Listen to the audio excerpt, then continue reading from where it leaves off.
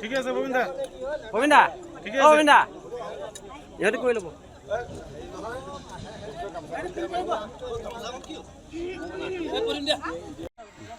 শ্ৰী শ্ৰী বটলা পদ্মমাতা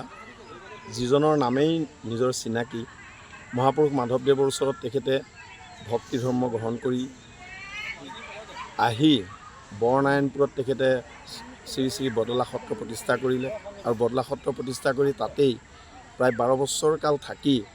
আমাৰ গুৰু ধৰ্ম প্ৰচাৰৰ প্ৰসাৰত তেখেতে মনোনিৱেশ কৰিলে আৰু লগতে তেখেতে বৰপেটাত গৈ মথুৰাধাক বুঢ়াহাটৰ ওচৰত সত্ৰীয়া যি কলা কৃষ্টি সংস্কৃতি আছে গায়ন বায়ন নৃত্য গীত আমাৰ যিমানবিলাক আছে সমস্তবিলাক মথুৰাধাক বুঢ়াহাটৰ ওচৰত শিকি আহি বটলা সত্ৰতেই তেখেতৰ যিসকল ভকত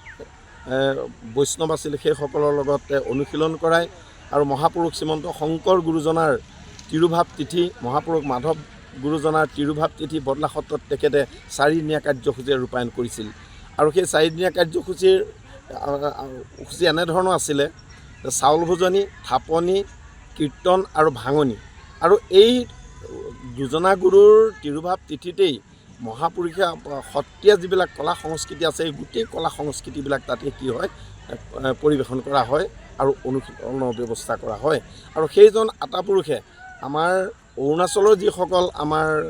এই অৰুণাচলী লোক আছিল সেই অৰুণাচলী লোকসকলে সেই সময়ত আমাৰ ভৈয়ামলৈ গৈ আমাৰ অসমীয়া মানুহখিনিৰ লগত অত্যাচাৰ কৰি সেইসকলৰ মাৰপিট কৰি খেদি লুটপাট কৰি সমস্ত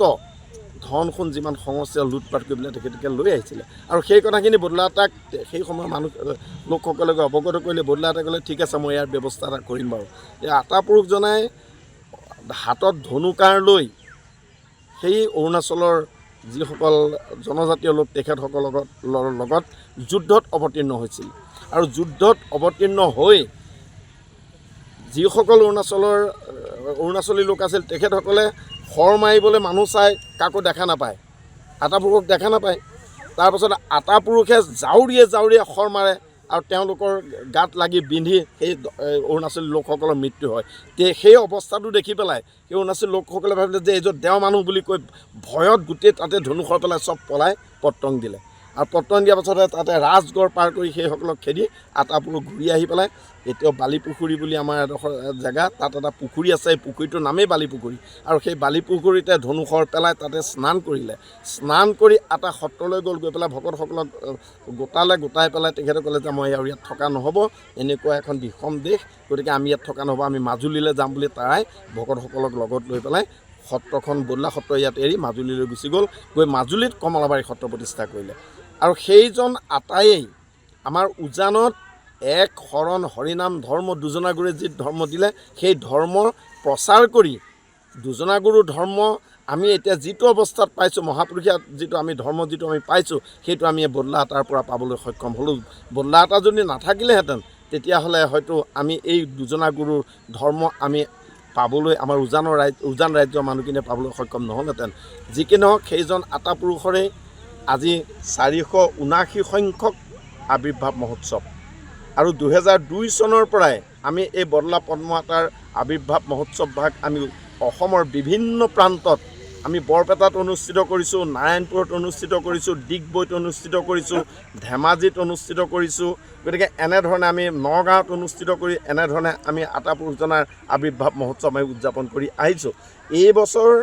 আমি আমাৰ সেই আতাপুৰুষজনাৰ আৱিৰ্ভাৱ মহোৎসৱ আমি ফুলবাৰী আৰু ঢেকীয়াজুলি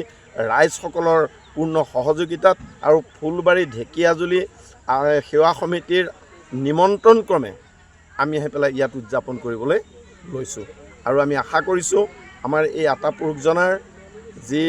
আৱিৰ্ভাৱ মহোৎসৱ 479 সংখ্যক এই আৱিৰ্ভাৱ মহোৎসৱ ভাগ যাতে সুন্দৰভাৱে জাকজমকতাৰে যাতে উদযাপিত হয় তাৰ বাবে আমি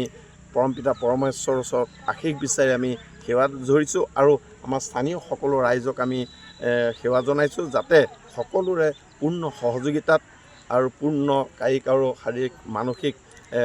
ঐকান্তিক প্ৰচেষ্টাত আমি যাতে এই অনুষ্ঠানটো সুন্দৰভাৱে অনুষ্ঠিত কৰিব পাৰোঁ সুন্দৰভাৱে অতিবাহিত হৈ যায় সেই আশা কৰিছোঁ। যিকোনো খবৰৰ বাবে যোগাযোগ কৰক 7099017330 লগতে 7099017110 নম্বৰত।